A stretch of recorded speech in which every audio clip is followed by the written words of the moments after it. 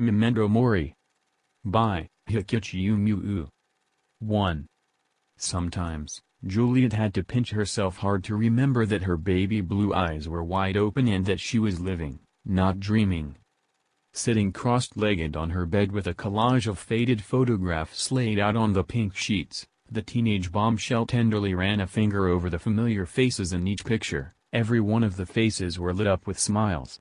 Arms were locked, hands were held, teeth sparkled, and eyes squinting from smiling were on the camera. There was Andromeda, getting a piggyback ride from her boyfriend, what's his name, while Michelle photobombed the shot by flipping off the photographer. On the right of that picture, Kirsten and Aria wore neon shutter shades and stuck out their pop rock-stained tongues. In yet another still, Brittany, Sunyi, Deirdre, and Juliet herself posed in tie-dye tankanis with the calm Pacific Ocean serving as their background. All seemed well, almost perfect, as though everything and everyone would always be okay. All of it was so fake. It took losing it all in order to understand that she had everything a girl could ask for. A mid-morning epiphany had struck the starling's mournful heart like lightning. Today was Michelle Martin's 19th birthday and there would be no one to celebrate it. Juliet came to this rueful realization over a glass of orange juice and a torn Polaroid. In the past, there was a private, never-ending jealousy brewing between the lean blonde and the older brunette. As beautiful as both girls were, they had the same insecurities, and although neither would admit it publicly, they both wanted to be the other. Michelle wanted to be captain of the San Romero Knights cheerleaders and Juliet yearned for the normalcy of a teenage girl's life, complete with an honest relationship with Nick. Oh, Nick. Nick. God, did she love Nick? In fact, everyone knew she loved Nick. She still remembered the day when the two of them became an item. How could she forget the way the jock's cheeks burned a bright scarlet as he cutely stammered out an invitation to the movies? He was her Prince Charming. Not like the Femi Prince from Shrek either. No, Nick was her. Well, her everything really. There were days, nevertheless, when she needed a reminder from him that his eyes were on her, and her alone. She would incessantly ask questions, such as, does this make my butt look fat? Or are you sure I don't look bloated? Sure, her inquiries were a clear sign of insecurity, but Nick would answer truthfully. His jaw, on occasion, would drop as he trembled in pleasure by running his eyes over her body.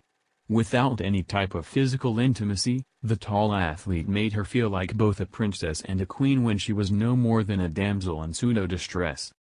But Michelle could change that in an instant. Or rather, she would change that.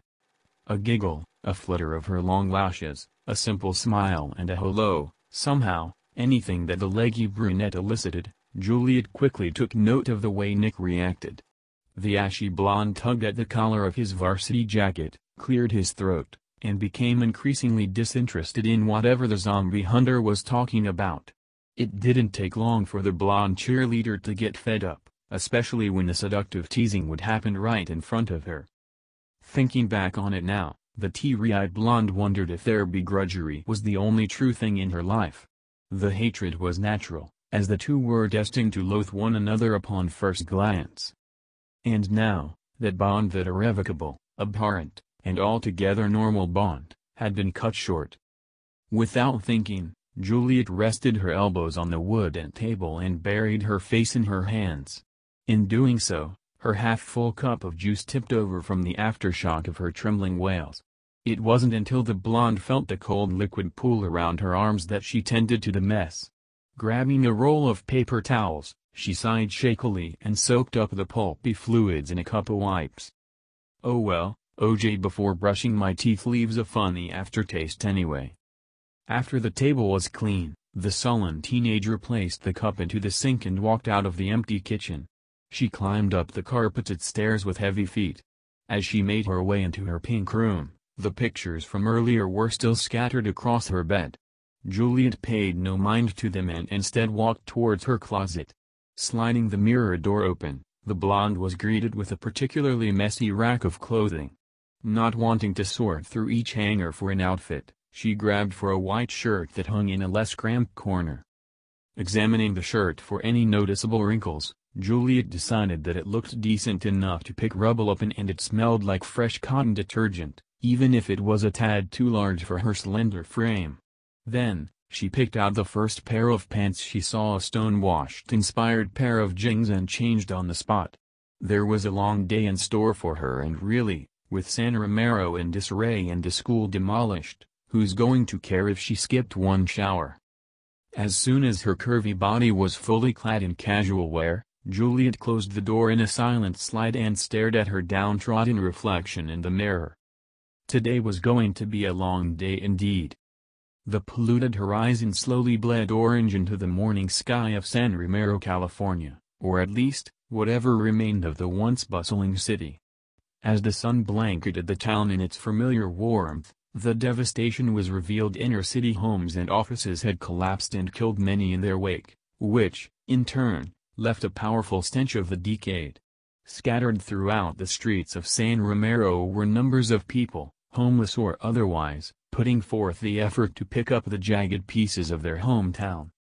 A mere month had passed since that day, the day an outcast took things further than shooting up the school that shunned him.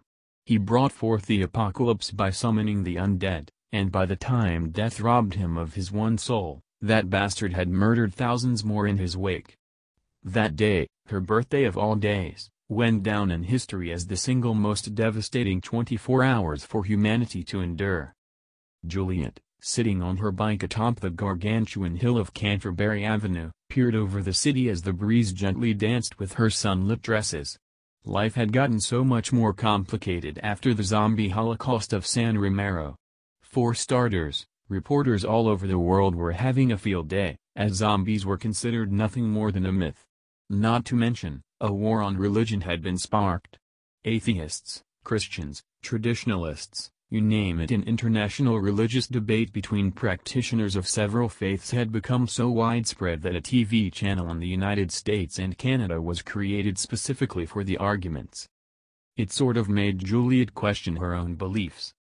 After all, being raised to learn how to slaughter the undead isn't something that's preached about in the Bible. And to be honest, what kind of God would allow his earthly children to be killed by some goth with a vendetta against some school in California? In her eyes, it seemed silly to put so much faith into someone who watches from above while his potential angels are left to do the dirty work. That's not to say that she doesn't believe in heaven, per se. There were angels and a pure white door that led her beloved sensei, Morikawa, to eternal divinity after he had died. And then, right before the battle with the Killaby, Morikawa had somehow contacted her by phone. At the time, she didn't want to admit it to Nick because of their bickering, but her bodiless boyfriend was right. Sensei's voice was weirdly ghostly, and she couldn't help but notice the number he's called from was 872-2683, which if decoded correctly using the alphabet on a dial pad was up above, or up above. Nevertheless, the thought only served to infuriate her further. So God can give an angel a free call to earth, but cannot help out humanity, the very people he created? She could believe in angels because she had seen them and heard their melodious harps. She could believe in demons because their rotten flesh had met the blades of her bejeweled chainsaw more often than not. But a lack of God's prowess, and Satan's as well. How could she believe in something that's just not there, or at least refuses to be there? Ugh, she should start her own religion and call it Starlinism. Believe in what you want. If Catholicism's morals call out to you, but you wish to meditate like a Buddha and abstain from eating pork like a Jew, then so be it.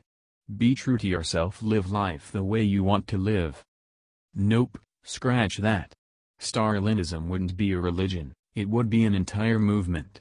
At least, it would be in a perfect world.